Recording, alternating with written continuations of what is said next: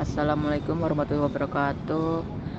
Saya ingin membacakan teks eksplanasi kelompok 8. Nama anggotanya yang pertama adalah Hikmah Nur Fadilah, Maya Sofana, Muhammad Reza Firjansyah, Siva Wardana. Pengertian teks eksplanasi.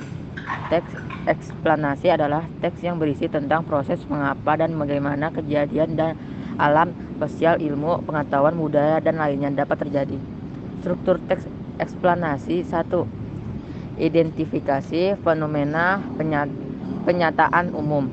Bagian ini mengidentifikasi suatu yang akan diteramkan secara umum. Hal itu dapat berkaitan dengan fenomena alam, sosial, budaya, dan fonema lainnya. Ciri dari bagian ini adalah menggunakan jenis kata kopula. Kata adalah dan ialah merupakan contoh dari kata kopula yang sering digunakan dalam teks eksplanasi. 2.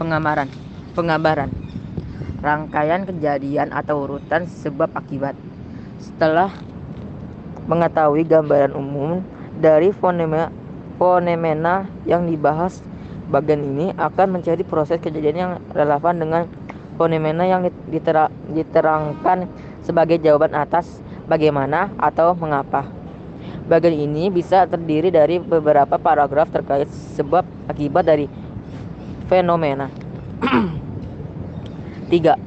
Ulasan interpretasi. Bagian ini berupa komentar atau penilaian tentang simpulan atau konsekuensi atas kejadian yang dipaparkan sebelumnya. Kaidah kebahasan. 1. Menggunakan kalimat pasif. 2. Menggunakan konjungsi kasual dan waktu. 3. Terdapat istilah ilmiah. 4. Menggunakan kata kerja material dan rasional. 5. Bersifat informatif. Contoh teks eksplanasi demonstrasi massal. Pernyataan umum. Akhir-akhir ini demonstrasi kerap terjadi hampir setiap waktu dan terjadi di berbagai tempat. Bahkan demonstrasi sudah menjadi fonema yang lumrah di tengah-tengah masyarakat kita.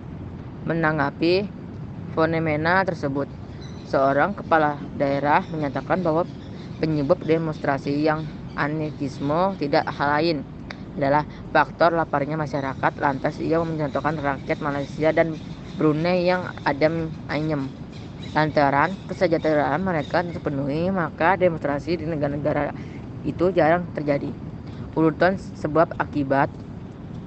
Tentu saja komentar tersebut menyelut ke reaksi para mahasiswa. Mereka memprotes dan meminta sang bupati mencabut kembali pertanyaan. Para mahasiswa tidak terima dan tidak merasa memiliki motif serendah itu. Mereka memperdirian bahwa demonstrasi yang bisa mereka lakukan murni untuk memperjuangkan kebenaran dan melawan kemungkaran yang terjadi di hadapannya.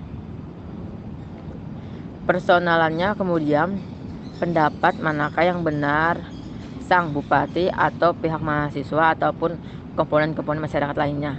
Barangkali logika sang bupati dikaitkan dengan kebiasaan bayi atau anak kecil yang memang begitu adanya. Kalau ada seorang bayi merasa lapar, ia akan ngamuk, menangis, dan meronta-ronta. Namun, apabila logika sang bupati dibawa pada konteks yang lebih luas, jelasnya tidak relevan. Misalnya kayak membandingkan dengan kondisi rakyat di Malaysia ataupun Brunei yang adem ayem. Tidak seperti halnya rakyat Indonesia yang gampangan.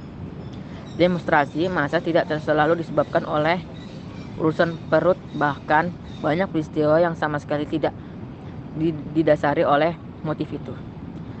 Dalam kaitannya dengan kebutuhan manusia, Abraham Maslow membaginya ke dalam beberapa tingkatan. Kebetulan yang paling mendasar adalah makan dan minum, sementara itu yang paling puncak adalah kebutuhan akan aktualisasi diri.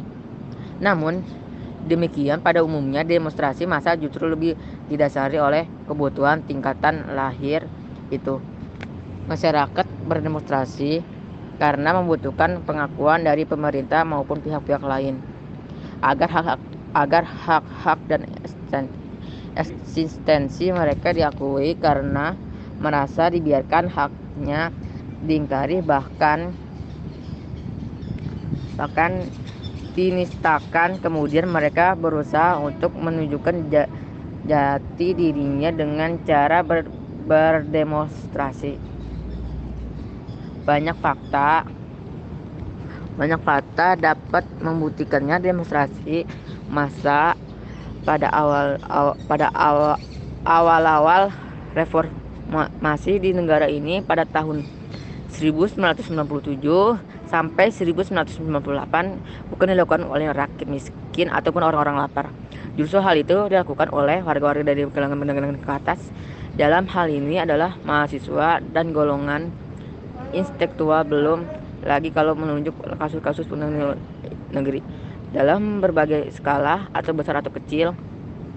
Demonstrasi bukan hal aneh lagi bagi negara-negara Eropa. Demonstrasi yang mereka lakukan tidak didorong oleh kondisi perut lapar, karena merasa pada umumnya dalam kondisi yang sangat makmur. Perbandingan yang cukup kontras dengan melihat peristiwa terbaru di Korea Utara. Kondisi sosial ekonomi warga negara sangat jauh terbelakang. Kemiskinan menjadi pemandangan umum hampir melanda di seluruh pokok negeri. Akan tetapi ketika kita Kim Jong atau III itu pemimpinannya itu meninggal, tak ada upaya memulihkan kekuasaan ataupun demonstrasi untuk menuntut perubahan politik di negerinya. Padahal peluang itu lebih terbuka. Justru yang terjadi kemudian hampir seluruh warganya menunduk khidmat mengantar jenazah pimpinannya ke liang lahat.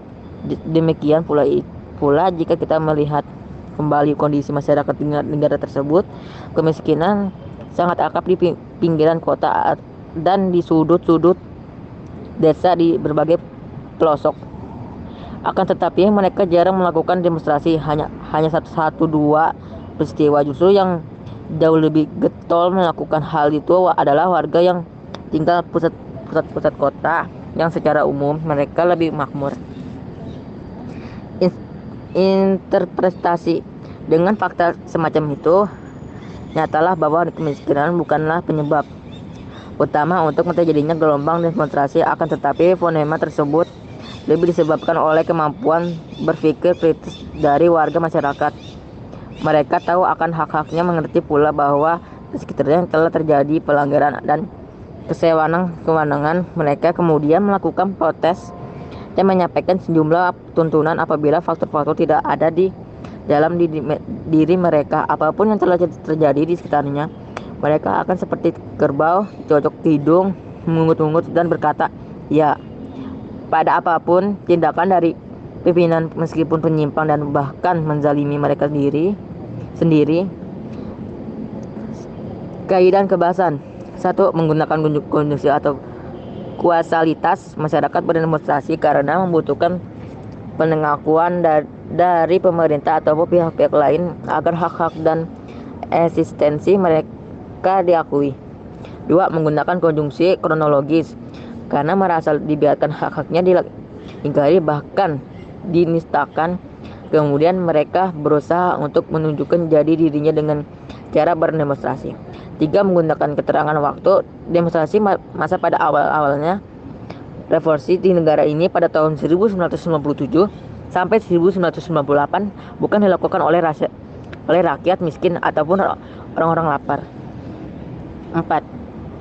Kata ganti yang digunakan berupa kata benda, baik kotret maupun abstrak. Demonstrasi masyarakat, demonstrasi massa para mahasiswa. Sekian dari saya. Wassalamualaikum warahmatullahi wabarakatuh.